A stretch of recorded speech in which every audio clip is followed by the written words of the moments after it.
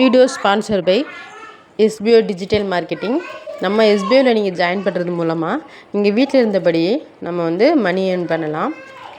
அது மட்டும் இல்லாமல் ஒர்க் பண்ணுறவங்க கூட நீங்கள் பார்ட் டைமாக இதில் நீங்கள் ஒர்க் பண்ணலாம். எஸ்பிஓவில் நம்ம ஜாயின் பண்ணுறது மூலமாக நம்ம ஒர்க் மட்டும் பண்ணாமல் நம்ம டிஜிட்டல் மார்க்கெட்டிங்கில் நம்ம எப்படியெல்லாம் மணி ஏர்ன் பண்ணுறது, அது மட்டும் இல்லாமல் யூடியூப்பில், சோசியல் மீடியாவில் எப்படிலாம் நம்மளால் பணம் சம்பாதிக்க முடியும் அப்படிங்கிற நிறைய விஷயங்களை தெரிஞ்சுக்கலாம். சோசியல் மீடியா இருந்தால் போதும், யூடியூப், இன்ஸ்டாகிராம் இதிலே நம்ம வந்து இந்த ஒர்க்கு பண்ணலாம். இதில் ஜாயின் பண்ணணும்னு நினைக்கிறவங்க டிஸ்கிரிப்ஷனில் என்னோடய காண்டாக்ட் நம்பர் கொடுத்துருக்கேன். ஸோ மறக்காமல் காண்டாக்ட் பண்ணுங்கள். உங்களுக்கு தேவையான இன்ஃபர்மேஷன் நான் தரேன்.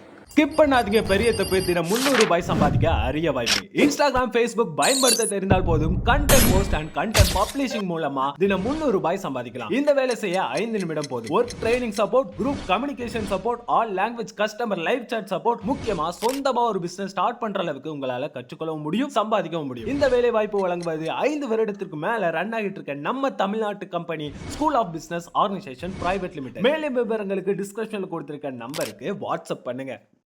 ஒரு ஊரில் ஒரு அழகான குடும்பம். அதில் 5 பேர் வாழ்ந்துட்டு வந்தாங்க. 3 அண்ணன் தம்பிங்க, ஒரு பொண்ணு, ஒரு அப்பா. 5 பேர் சேர்ந்து எப்போவுமே ரொம்ப சந்தோஷமாக இருப்பாங்க. எந்த ஒரு விஷயமா இருந்தாலுமே ஒற்றுமையாக தான் சேர்ந்து வேலை பார்த்துட்டு அவங்க வாழ்க்கை ரொம்ப அழகாக சந்தோஷமாக போயிட்டு இருந்துச்சு. அந்த டைமில் அந்த பொண்ணுக்கு வந்து கல்யாணம் ஆகி போயிட்டாங்க. மற்ற 3 அண்ணன் தம்பிங்களுமே வந்துட்டு அவங்கவுங்க வேலையை பார்த்துட்டு சந்தோஷமாக வாழ்ந்துட்டு இருந்தாங்க. அப்போ வந்து திடீர்னு அவங்க அப்பாவுக்கு வந்து உடல்நிலை சரியில்லாமல் போயிடுச்சு.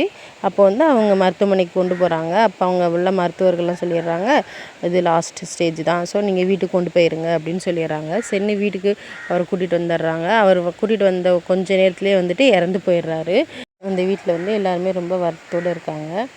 வீட்டில் வந்து அவரை உடலை வந்துட்டு அடக்கம் செய்கிறதுக்கு ஏற்பாடு நடந்துகிட்ருக்கு. அந்த டைமில் வீட்டுக்கு ஒருத்தர் வராரு.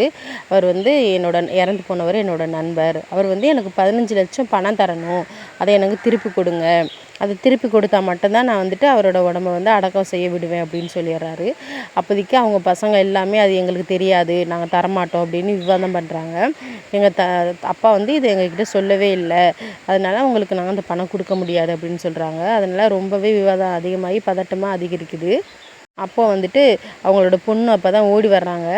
தன்னோட கழுத்தில் இருக்க நகை, கையில் இருக்க மோதிரம், அது எல்லாமே வந்து கழட்டி கொடுத்துட்டு, இது எவ்வளோ வருமோ அதை வச்சுக்கோங்க, மீத பணத்தை நான் வந்து உங்களுக்கு அப்புறம் நான் தர்றேன், இப்போதைக்கு எங்கள் அப்பாவோட உடலை வந்துட்டு அடக்கம் செய்ய விடுங்க, தயவு செஞ்சு இந்த உதவி மட்டும் பண்ணுங்கன்னு சொல்லி அழுகுறாங்க.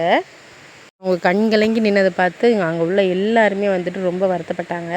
அப்போ தான் அவர் சொல்கிறாரு, அந்த நபர் என்ன சொல்கிறாருன்னா, மகளே நான் தான் உனக்கு தரணும் அப்படின்னு சொல்கிறாரு. அப்போ தான் என்ன சொல்கிறீங்கன்னு கேட்கும்போது, உங்கள் அப்பாவுக்கு வந்து நான் 15 லட்சம் தரணும், உங்கள் அப்பா சொல்லியிருந்தாரு நான் வந்து இறந்ததுக்கப்புறம் என்னோடய மறைவுக்கு பின்னால் யார் உண்மையாக வந்து என்னை நேசிக்கிறா அப்படின்னு தெரிஞ்சுக்கிட்டு அந்த பணத்தை அவங்கக்கிட்ட கொடுங்க அப்படின்னு என்கிட்ட சொல்லி வச்சுருந்தாரு. அதனால தான் நான் வந்துட்டு இங்கே வந்து எனக்கு அவர் பணம் கொடுக்கணும்னு சொன்னேன். ஆனால் உன்னோட அண்ணன் தம்பிங்க எல்லாருமே வந்துட்டு பணத்தை தர மறுத்துட்டாங்க. அவங்களுக்கு வந்து உண்மையான பாசம் கிடையாது. சரி, நம்ம அப்பா கஷ்டப்பட்டு இருக்காரு, நம்ம அந்த பணத்தை வந்து கடனை அடைப்போம் அப்படின்னு அவர் நினைக்காம, இல்லை எங்களுக்கு தெரியாதுன்னு சொல்லிட்டாங்க, ஆனால் நீ தான் வந்துட்டு பாசத்தில் உன்னால் முடிஞ்சதை வந்து நீ எனக்கு கொடுத்துருக்க, ஸோ வந்து நீ தான் உண்மையான அன்பு வச்சுருக்க அப்படின்னு சொல்லிட்டு அந்த 15 லட்சத்தை அந்த பொண்ணு கையிலே கொடுத்துட்றாங்க. அதனால் பெண் பிள்ளைகள் பெற்றவர்கள் வந்து பாக்கியமானவர்கள் அப்படின்னு சொல்கிறாங்க.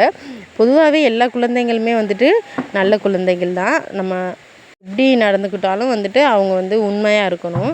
பணம் இருக்கும்போது ஒரு மாதிரி, பணம் இல்லாத மாதிரி ஒரு மாதிரி இருக்காமல், எந்த நேரத்துலையுமே வந்து நம்ம அம்மா அப்பாவையும் மற்ற எல்லாருமே நம்ம கைவிடக்கூடாது. உதவின்னு கேட்டால் அவங்களுக்கு செய்யணும். இதில் வந்து ஆண்களும் பெண்களும் சமந்தான். இருந்தாலும் ஒரு படி வந்து பெண்களுக்கு வந்துட்டு அம்மா அப்பா மேலே இன்னுமே அதிகமாக பாசமாக இருக்கும் அப்படின்னு இந்த குட்டி கதை வந்து நமக்கு எடுத்து சொல்கிறாங்க.